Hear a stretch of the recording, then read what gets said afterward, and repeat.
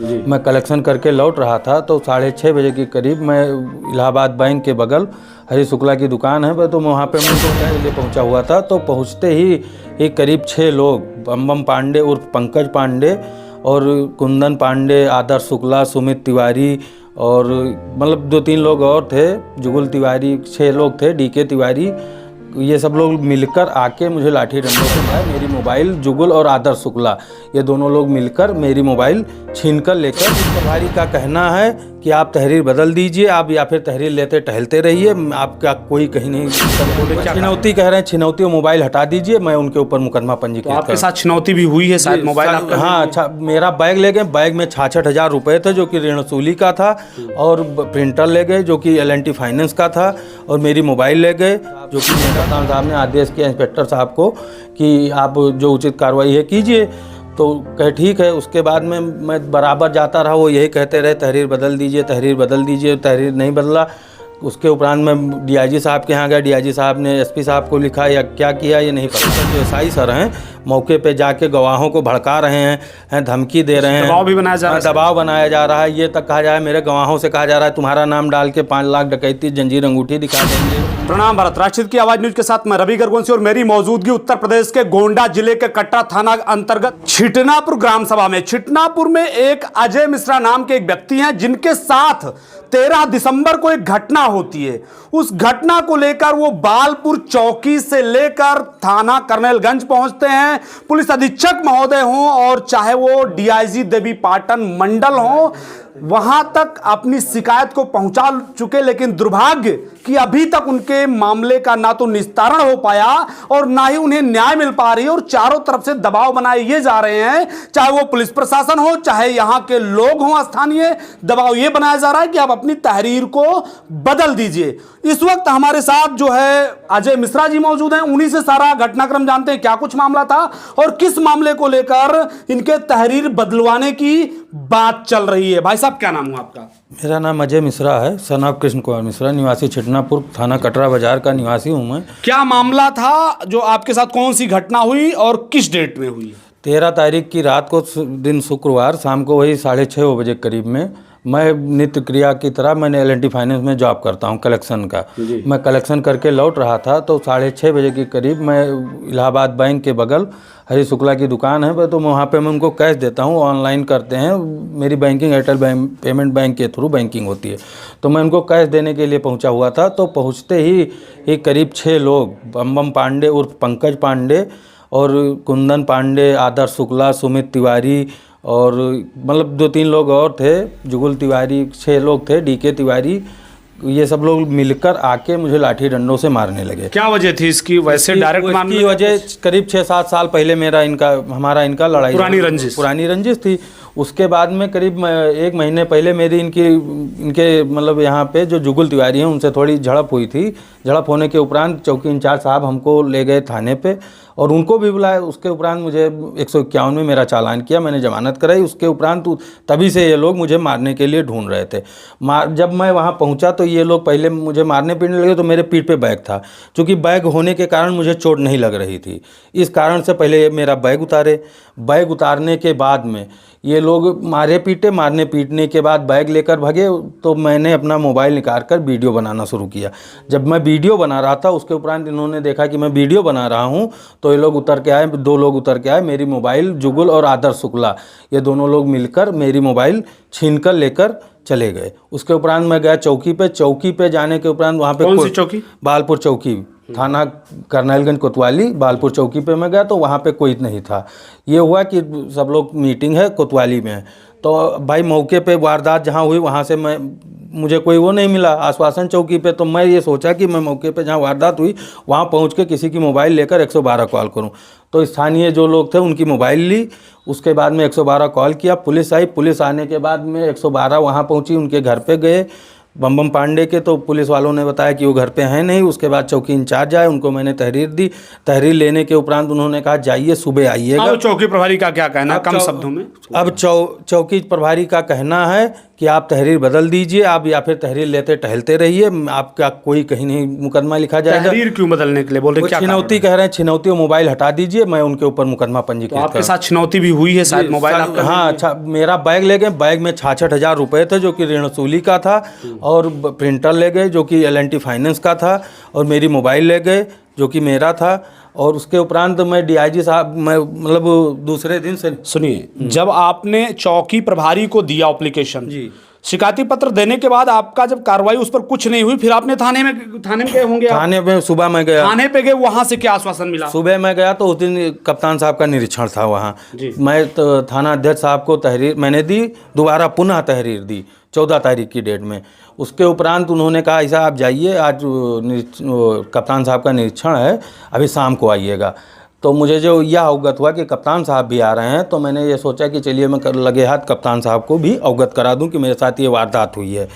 तो मैंने उनको भी दिया। उसके उपरांत उन्होंने उनसे कप्तान साहब ने आदेश किया इंस्पेक्टर साहब को कि आप जो उचित कार्रवाई है कीजिए। तो कहे ठीक है। उसके बाद में मैं बराबर जाता रहा, वो यही कहते रहे तहरीर बदल दीजिए, तहरीर बदल दीजिए, तहरीर नहीं बदला। उसके उपरांत मैं DIG साहब के यहाँ गया, DIG साहब ने SP साहब को लिखा या क्या किया ये नहीं पता।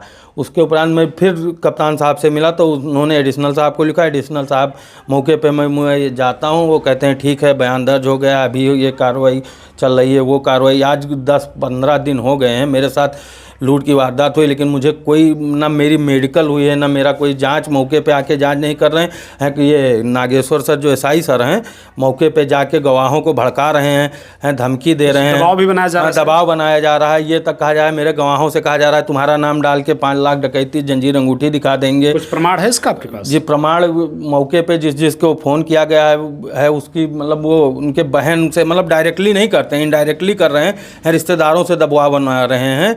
और जो मौके पे गवाह थे उनको चौकी इंचार्ज साहब विपक्षी के मोबाइल पे फ़ोन करके, विपक्षी जाता है लोगों से बात कराता है, वो SI सर कहते हैं मैं कहीं नहीं जा रहा हूँ, अगर जो मुकदमा लिख भी जाएगा तो मैं कहीं नहीं जा रहा हूँ, देख लूँगा, तुम्हें रहना यहीं है, बालपुर चौकी के अंतर्गत ही। प्रमाण कैसे निकलता है, CDR द्वारा या CDR द्वारा? विपक्षी का CDR निकलवा लिया जाए।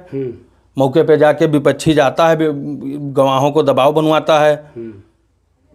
क्या कुछ कहना चाहेंगे प्रशासन कहना से? ये चाहते हैं कि जैसे कल शाम को विपक्षी ने एक बाइट दी है। योगी सरकार की तो नीति है कि जीरो टॉलरेंस की नीति कार्य कर रही है, उनका कहना साफ है। इस पर क्या कुछ कहना चाहेंगे, प्रशासन से क्या मांगे हम? चलिए ठीक है, अगर जो मुकदमा नहीं लिख रहे हैं तो मुझे न्याय तो दिलाया जाए कि मेरी मोबाइल और उसका पता तो किया जाए। वो लोग कह रहे हैं मेरे पास बैग था, आप कल बाइट लिए थे एक पत्रकार, तो उनसे उन्होंने ये कहा कि उसके पास बैग था। चलिए बैग था, मैं लेकर आया हूं तो उसका साक्ष्य दे दें, या फिर मोबाइल मेरा कहाँ गया उसका CDR का, SI सर ने CDR निकलवाया मेरी मोबाइल का, तो बोल रहे हैं 7 तारीख से तुम्हारा फ़ोन ही स्विच ऑफ है, जबकि मेरे पास ये देखिए मेरी मोबाइल का। बातों में बहुत महत्वपूर्ण बात निकल के आ रही है जी, कि जब आपके साथ ये घटना होती है तो किसी जगह पे हुई होगी, वहाँ पे कोई लोग उसका फोटो वीडियोस कुछ मिल सकता है?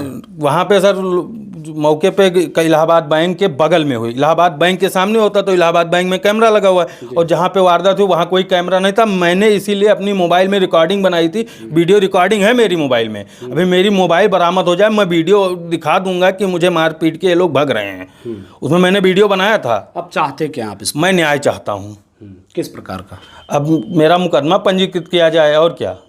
और उसके बाद में वो विपक्षी ये कह रहे हैं कि ना, कल बाइट दिए उसमें उन्होंने कहा है कि मैं गया हुआ था, मैं अपने घर, उनका घर कैथौला रोड पे, मेरा घर कटरा रोड पे, मैं, वो कह रहे हैं 6 साल पहले की रंजिश है, तो इस 1.5 महीने से मुझे पागल कुत्ता काट के रखा है कि मैं उनसे बार बार लड़ाई करूंगा। क्या मेरा उनका लेना देना? जब 6 साल पहले उनकी रंजिश हुई, तो अब 6 साल बाद मुझे कोई कुत्ता काट के रखा है कि मैं उनसे जाऊँ फंसूँ या फिर करूँ? वो फालतू का वो कर रहे हैं, मुझे मारे पीटे, मेरा वो ले गए, उसके बाद में सामान सारा ले गए, पैसा ले गए। उसके बाद में वो SI सर उनकी मदद कर रहे हैं खुल्लम खुल्ला, बस पैसा वैसा ले रखे हैं या फिर क्या है मुझे ये नहीं पता, लेकिन वो मौके पे गवाहों को भी दबा रहे हैं। कल उन्होंने ये कहा कि ना मेरे पास मोबाइल है, ना मेरे लोगों के पास, जबकि पहले बयान देते हैं मैं गया था, मैं अपने घर आ रहा था, मेरा लेबर भी नहीं बताए थे पहले कि मैं साथ में था। लेबर कहीं गया था, दरवाज़ा लगाने, उनका मिस्त्री, उसके ऊपर दरवाज़ा गिर गया, नाक पे लग गई चोट, उसी के ब्याह पे मेरे खिलाफ तहरीर दिलाए हैं। और वो कह रहे हैं ना मेरे पास मोबाइल है, ना बैग है, ना मेरे लोगों के पास है। तो लोगों का क्या मतलब होता है? वो कह रहे हैं मैं अकेले था। लोगों का क्या मतलब होता है? उस बाइट को आप देखिए, उसमें उन्होंने कहा है कि मैं गया हुआ था, ना मेरे पास ना मेरी मोबाइल है, ना मेरे लोगों के पास। लोगों का मतलब लास्ट तहरीर आपने कब दिया और किसको दिया? लास्ट तहरीर मैंने 18 तारीख को कप्तान साहब को पुनः दिया था जी। तब से यही कहा जा रहा है कि बस जांच चल रही है, जांच चल रही है।